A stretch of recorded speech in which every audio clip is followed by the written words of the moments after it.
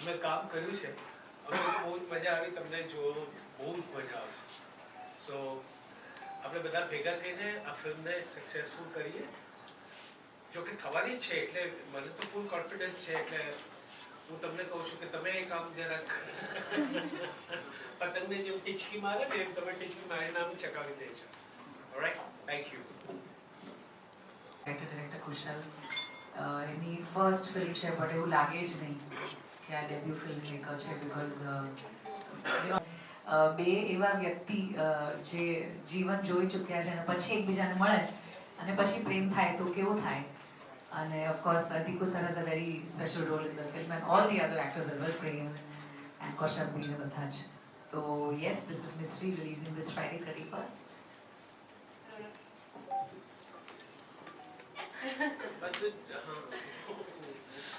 મજા આવશે, જોજો પિક્ચર. બહુ સરસ બની છે, મને બહુ ગમી છે. તો એઝ અ એક્ટર તો નહીં, પણ as a viewer, as an audience member પોતે હું તમને કહી દઈશ કે અમે આ પિક્ચર જોયું છે ને અમને તો બહુ ગમી. તો વર્ડ ઓફ માઉથ અમે જ શરૂ કરીએ કે ભાઈ જોવા જજો, 100% મજા આવશે, પૈસા વસૂલ થશે. માનસીએ જેમ કીધું કે ઓકે બહુ ક્લેરિટી હતી કે ડિરેક્ટરને સ્ક્રિપ્ટ લેવલથી કે પરફોર્મન્સીસને લઈને, બટ એનું રીઝન એક એ છે કે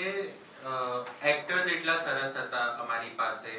કે એ લોકો સમજતા હતા કેરેક્ટર્સને, એ રીતના પરફોર્મન્સ આપી શકતા હતા. તો કામ બહુ ઇઝી થઈ જતું હતું અને એના લીધે કદાચ વધારે એવું લાગે છે કે ભાઈ આ માણસ વધારે ક્લિયર છે. So the credit goes to the actors. અને ફિલ્મની જેટલી બી વાત કરીએ કે લાઈક યુ નો બહુ સરસ બનાવી છે, તો લાઈક હું હંમેશાથી માનું છું કે એક માણસ ફિલ્મ નથી બનાવી શકતો. એ ફિલ્મ સારી ત્યારે જ બની શકે જ્યારે બધા લોકો like inch and every crew members, બધા ડિપાર્ટમેન્ટ્સ,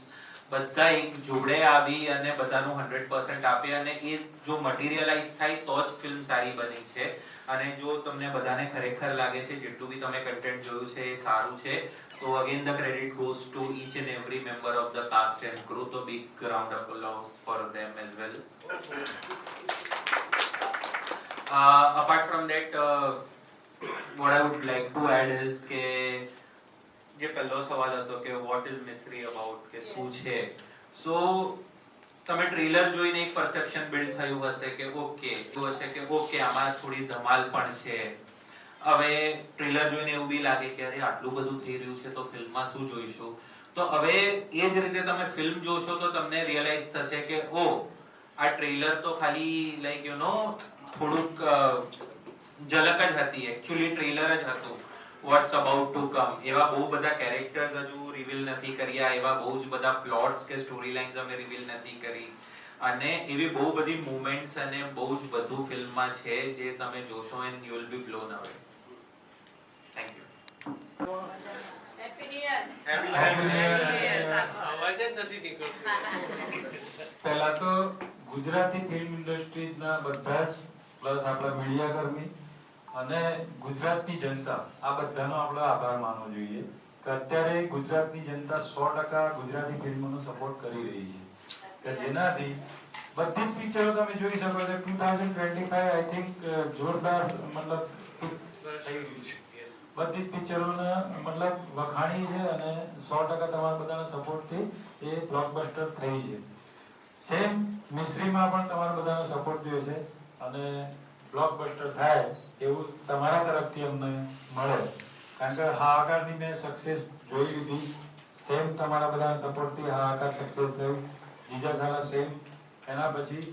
હાહાકાર અને જીજા સાલા ટોટલ એટલે મિસ્ત્રી. એટલે મિસ્ત્રીમાં કોમેડી છે, લવ સ્ટોરી છે, એટલે બધો જ મસાલો ભરીને પૂછ્યો છે. એટલે કુશલભાઈ જે કીધું એ રીતે અમારી આખી યુનિટી એટલી સરસ રીતે એમાં બધાએ પોતાનું યોગદાન આપ્યું છે કે જેનાથી 100% સક્સેસ થઈશું એટલો કોન્ફિડન્સ છે અને તમારા બધાનો સહકાર જોઈએ. Thank you. હવે મીડિયાના મિત્રો આપને કોઈ ક્વેશ્ચન? એન્ડ યસ, સો હતી એ ચોઇસ. અમે બહુ જ કદાચ થોડું 19-20 થયું હોત તો કદાચ માનસી ના બી હોત આ પ્રોજેક્ટમાં, એવો બી એક ટાઈમ હતો. Because the first time we approached her, Ronak was all in from the start. માનસીને જ્યારે સૌથી પહેલા અમે અપ્રોચ કરી હતી તો she liked the script. She was excited but એમના હોમ પ્રોડક્શનની બીજી એક ફિલ્મ એ ટાઈમે ઓન ફ્લોર જવાની હતી એટલે શી વોઝ લાઈક કે I won't be able to be a part of this project but the moment she realised કે અમુક રીઝન્સથી થોડી ડિલે થઈ છે કે એનું શૂટ તો શી ઇમિડિયેટલી કોલ્ડ કે યાર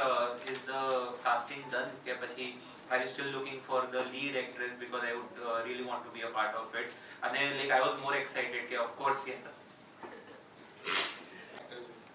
એની સાથે કામ કરવાની હંમેશા મજા આવે અને આઈ થિંક અમારા બેઉને એવું હતું કે યાર હસબન્ડ વાઈફ બની ગયા મા બાપ બની ગયા આ રહી ગયું તો આ બી કરી લઈએ તો એક આખી સાયકલ પૂરી થાય પણ ના આઈ થિંક આના કરતાં પણ વધારે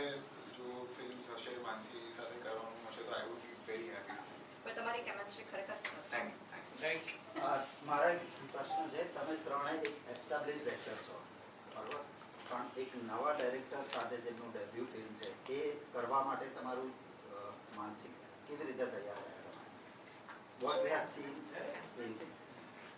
તો યસ પહેલા એમના ક્વેશ્ચનને આન્સર આપીને પછી તમારા ક્વેશ્ચનને આન્સર આપું છું કે રોનક અને મારું જે છે કેમિસ્ટ્રી રિવર્સમાં ચાલી રહી છે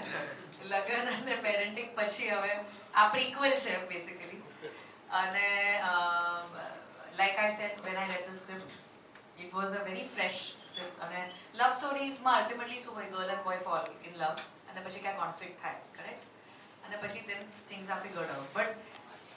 there are so many layers to this story અને એવું લાગ્યું નહીં કે આ ગુજરાતી ફિલ્મ છે. It felt like a good film અને એની યુએસપી કુશલની એ હતી કે the writing was so strong કે 19-20 કંઈ હતું જ નહીં એટલે તમે વાંચો તો તમને લાગે છે કે નહીં there is a great range અને thankfully because એને કુશલ has also worked and assisted so many people and worked so much in his career તો એની પણ જે રેન્જ છે એઝ અ મેકર દેખાય લાઈક સિનેમેટિક ફીલ છે એવું કોઈ પણ વસ્તુમાં કચાશ નથી અને that credit goes to the producer કે he gave him that much કે ઓકે ચલો તારે આ જો તને રેન જોવે છે તો તારી માટે રેન મશીન ઘણા પ્રોડ્યુસર એવા છે મને હું નેમ નહીં કરું પણ એક બે મેં ફિલ્મ કરી છે જ્યાં પ્રોડ્યુસરે ના પાડી તમને રેન મશીન જો તમને નહીં મળે બહુ બજેટ વધી જાય છે તો એવા પણ હોય but when you have the correct producer to support your vision કે જે રીતે તમે શૂટ કરવા માંગો છો એ તમને કરવા દે અને પછી જે તમારે સ્કેલ દેખાડવી હોય એ તમને દેખાય જ છે તો એટલે ઇટ વોઝ નો બ્રેનર કે ઇવન તો કુશલની પહેલી ફિલ્મ છે it felt like this had to be done એક ફ્રેશનેસ છે સ્ક્રિપ્ટમાં લવ સ્ટોરી છે ત્યારથી જ મને ગમી ગઈ હતી પછી ખબર પડી કે આ લોકોની છે but still I like it very much કારણ કે કુશલ સરે બહુ ડિટેલમાં આખી વાર્તા સંભળાવી હતી અને મને બહુ જ મજા આવી and that is why I did the film and I think it's the same with you all right તમારી 5 પિક્ચર હતી એમાં બી તમારું એક પેસ્ટર ડાન્સિંગ શો હોય અથવા તો એના સ્ટેપ હોય તો આ એક નવરાત્રિમાં આ સોંગે હો હા મચાવી દીધી છે તો ડિરેક્ટર સાહેબ તમને કોણે કન્વિન્સ કર્યા આ સોંગ માટે ના એવું નથી ઇનફેક્ટ ઉલટું છે કે પહેલાની જે ફિલ્મ્સ તમે જે વાત કરો 3-4 film like for example Jamkudi અમે જમકુડી બનાવી ત્યારે એક રાજાની 100 રાણી જમકુડી રે જમકુડી એ ગીત એ લાઈન આપણને બધાને ખબર છે તો એ માર્કેટિંગ સોંગ હતું ટુ પુશ ધ ફિલ્મ પણ આ ફિલ્મમાં ઉલટું છે એકચ્યુઅલી જે વિછોડોની વાત કરો છો એ ફિલ્મના સ્ક્રિપ્ટમાં આવે છે એક પોઈન્ટ ઉપર એ બંને કેરેક્ટર્સ એક લગનમાં મળે છે કોઈ બીજાના લગનમાં અને રાતના પાર્ટીમાં એ લોકોની કેમિસ્ટ્રી વધે છે તો એવું નહોતું કે આ ગીત પછી શૂટ થયું છે ફિલ્મ પત્યા પછી શૂટમાં જ હતું થેન્ક યુ છે એમનો બીજો અડધી સાઈડ જે કોઈ જોઈ નથી જે ટ્રેલરમાં કે ટીઝરમાં બી નથી બતાવી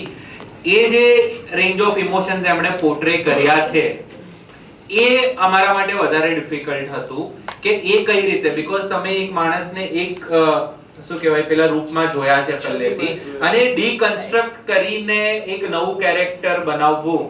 એ for him it was a cake walk મારા માટે હા પોતાને કન્વિન્સ કરવું એ થોડું ડિફિકલ્ટ થતું હતું એ વસ્તુ but he has done a tremendous job in that as well